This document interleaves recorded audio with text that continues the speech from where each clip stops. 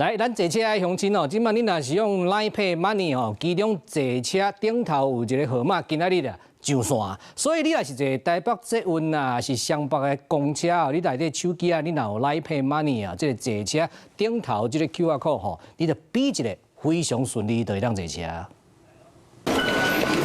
上下班時間的台北捷運，人是來來去去，啊那坐車的車票嘛是800塊。北捷今年正月初3開始開放多元支付方式來坐車，所有閘門攏會使用信用卡加 QR code。啊那台灣人上接使用的 Line Pay Money 總算在今仔日啟動。現在搭乘雙北公車和北捷又有新的支付方式，只要打開 Line Pay Money 的乘車碼，就能直接刷進站。手機比一個就會當出入捷運站，用多元支付乘客嘛愈來愈多。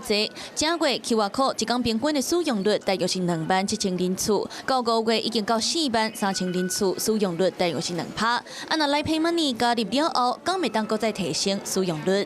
有時候忘帶那個卡片，對，就比較簡單。對，我也忘記了。會，因為已經習慣了悠遊付，只要感應就進去，我不用再拿任何實體卡，這是我覺得最方便的，而且手機一定會帶出門。信用卡綁定悠遊卡會比較方便一點，因為我直接掏出來，它自動儲值。QR code 還要再設定或者是什麼的話，就會有點 maybe 會耽誤到我時間。為着搶人客的行動支付業者嘛拍出回饋折，8月底之前使用 iPass Money 就會當摕到總計300塊優待票。啊那 Line Pay Money 是單筆無限金額，就有 Line Point 15派回饋，還有22歲以下學生族群的優待。不過 QR Code 無法度適用 T-Pass 訂機票，還有敬老愛心卡，等於是個大批的用戶攏排除。針對 T-Pass 的部分哦，因為它是跨縣市、跨運具的一個產品，配合各縣市的主管機關來共同來合作推行。